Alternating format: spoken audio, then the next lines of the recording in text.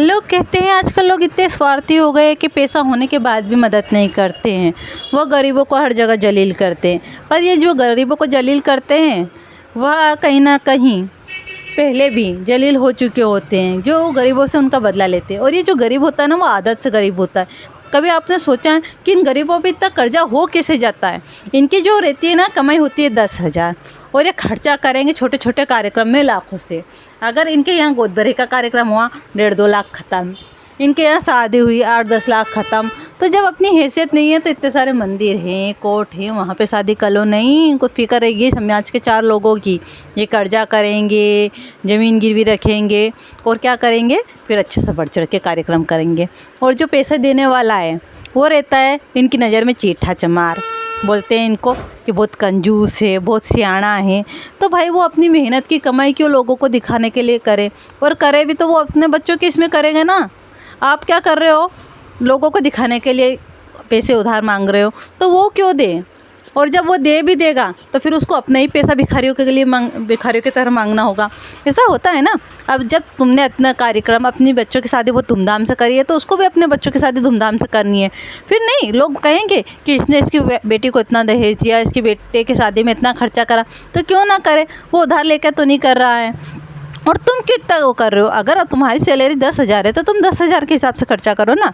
लेकिन नहीं, ये गरीब और बढ़ चढ़ के, इनकी जो इज्जत रहती है ना इतनी ज़्यादा वो रहती है कि इनको दुनिया भर की फिक्र रहती है। एक बार जो अच्छा कमा रहा है ना, वो 500 लोगों की रसोई देकर अपना कार्यक्रम निपटा सकता है। लेकिन जो नहीं कमा रहा, जो ऑलरेडी कर्जे में डूबा हुआ है, वो अपना दूसरा बेटा भी, ओ भाई आखिरी शादी है, अब इनके बच्चों पे बात गई, नहीं फिर 10 नहीं 15 लाख रुपए खर्च करेगा। तो मत करो मदद ऐसे लोगों की, क्योंकि इनकी इज्जत बहुत ही सोकाल्ड होती है, ये मालूम है। अगर आपने इनको पैसे दे दिए है ना, तो ये आपकी बिल्कुल भी इज्जत नहीं करने वाले। ध्यान रखो कि अगर आपने अपनी मेहनत की कमाई इन गरीबों पे खर्च करी है तो यह समझेंगे क्या यह आपकी रिस्पॉन्सिबिलिटी है। वह जो खुद कमा के और खा सकता था या फिर और अच्छा बेहतर ज़िंदगी बनाने के लिए कोशिश करते, उनको आदत हो जाती है उधारी में जीवन जीने की, और फिर वो आपको जलील करेंगे। नहीं, अगर आपने आपका पैसा मांग लिया तो बस आपको बेइज्जती करनी है उनको। तो मत करो इन गरीबों की मदद। ये आदतन गरीब रहते हैं, मैंने देखा है। मैं पहले सोचती थी कि नहीं, भगवान ने इनको गरीब बनाया है तो इनकी मदद करनी चाहिए। और बहुत सारे लोग रहते हैं जिनको इन गरीबों पे दया होती है। इन गरीबों को वंश बढ़ाने की इतनी वो रहती है ना टेंशन कि इनके 6-6 7-7 बेटियाँ हो जाती है, और उन बेटियों को भेड़चाल चलाते हैं ये एक बेटे के लिए। और एक बेटा हो भी गया, चलो मान लो कि 2 बेटे के बाद एक बेटा हो गया, नहीं, एक बेटे से पेट नहीं भरेगा, इनको दूसरा बेटा भी चाहिए। क्यों? क्योंकि एक बेटा एक आँख के बराबर होता है। इनको इतनी टेंशन होती है इनके वंश की कि पूछो मत। घर में खाने के दाने नहीं, लेकिन उनको 5-5 6-6 बच्चे चाहिए। आप कभी रोड साइड भीख मांगने वाले देखना, या फिर जिनके बच्चे ऐसे ही घूमते रहते हैं, इनके बच्चे हमेशा गोदी में उठाने जैसे इतने छोटे होते हैं। कभी सोचा है? मैं तो देख देख के, यानी कि मैंने जब इनका बैकग्राउंड देखा है, ये जानबूझ के इनका हर साल इनका चलता ही रहता है। आज ये बच्चा हुआ, फिर ये हुआ। यानी कि एक किराएदार रहती थी हमारे आसपास जिसकी 6 बेटियाँ हुई। उनका खुद का घर तक नहीं था, सिर्फ एक 12 बाई 12 का जो हॉल रहता उसमें रहते थे ये। हस्बैंड भी कोई अच्छा खासा कमाता नहीं था। उसकी 6 बेटियाँ हुई, 7वीं बार लड़का हुआ है। मतलब सोचो उनको वंश बढ़ाने की कितनी चूल रहती है। फिर क्या ये 7 बच्चे अच्छा सा खा पी सकेंगे? नहीं, बाकी 6 तो भीख मांगेंगे। और अपन क्या करेंगे? हम हमारी मेहनत का उनको देंगे। अब इनमें बच्चों की गलती तो नहीं है, चलो मान लिया। तो फिर बच्चों को गदाइमाली करने के लिए माँ बाप के पास होना भी नहीं चाहिए।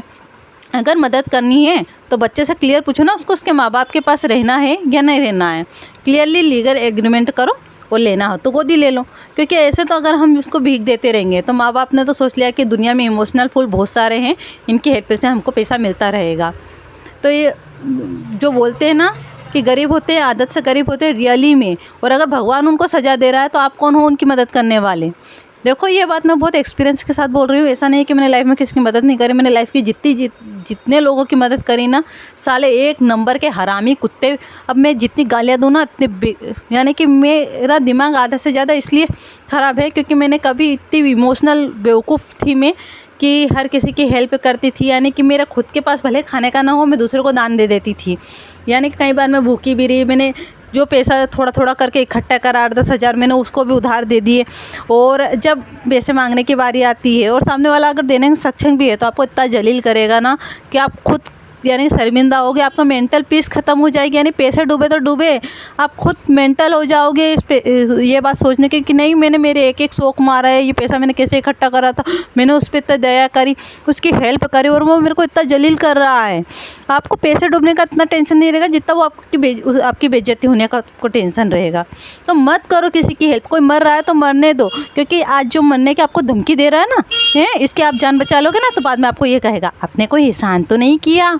और अगर ज़्यादा ही इमोशनल फूल बन रहे हो, यानी कि ज़्यादा ही कीड़ा काट रहा है कि नहीं मेरे को मदद करनी है, तो लीगल एग्रीमेंट करो, या फिर ज्वेलरी गिरवी रखो, या मकान के पेपर गिरवी रखो, कुछ भी गिरवी रखो। लेकिन ऐसे बेवजह, भले कोई सगा भाई हो, सगी बहन हो, सगा ताऊ हो, या सगी माँ, यानी कि कोई भी मासी वासी फूफा बुआ कोई भी हो, पहले रिश्ते में व्यवहार बरोबर होना चाहिए। लीगल एग्रीमेंट, आप मदद तो कर रहे हो ना, मदद कर रहे हो, सामने वाले को ज़रूरत है पैसे की, आप पैसे तो दे रहे हो ना।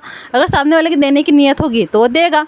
अब आप अगर ये सोच के नहीं आपस की जगह में कहाँ मैं कुछ चीज़ गिरवी रखूँ, तो नहीं, फिर वो सामने वाला पैसे नहीं देगा। और अगर आप देखो चीज़ें गिरवी रख कर भी पैसे दोगे ना, तो सामने वाला कहे अरे मेरे मकान के पेपर ले लिए, ज्वेलरी ले ली, तो भाई छुड़ा लो ना, गिरवी रखी तो छुड़ा लो, हम कौन सा लेके भाग रहे हैं। और आपकी मुसीबत में हमने मदद तो करी ना, आप दे दो। आपने पैसे उधारी लिए थे ना, देने के लिए लिए थे ना, तो आप पैसे दे दो, अपनी चीज़ ले लो। अगर आपकी देने की नीयत नहीं है, इसीलिए आपको इतनी चूल मच रही है कि आप हमको बता रहे हो कि हमने पेपर लिए या कुछ किया, तो या फिर हमारे से मांगो ही मत। जो किसी बहुत सारे हैं सुनार हैं, जो बहुत सारे सुनार जो रहते हैं वो उधार देते हैं, उनसे लो, दूसरे लोगों से लो ना। नहीं, दूसरों को तो आप सब कुछ गिरवी रख के पैसे ले लोगे, लेकिन जो अपना है ना, उसने अगर अपनी ज़मीन बेच के भी आपको पैसे दिए ना, तो आप उसका 1 रुपया वापस नहीं करने वाले हो। और ये हमारे ऊपर बीत चुकी है, हमने हमारे जीवन गरीबी में निकाला है, लेकिन जिनको हमने पैसे दिए ना, उनके ठाट बाट तो देखो, वो हमको ही जलील करते हैं। तो कोई मर रहा है तो मरने दो, प्लीज़ इमोशनल फूल मत बनो। या फिर ज़्यादा ही अपने को कीड़ा काट रहा है तो फिर कुछ भी चीज़ गिरवी रखो, क्योंकि उनकी वाइफ, उनके बच्चे सोने में जड़े हुए रहेंगे ना, आपके बच्चे छोटी छोटी ख्वाहिशों को मारते रहेंगे। तो बस ये फालतू की मदद करना बंद करो बस।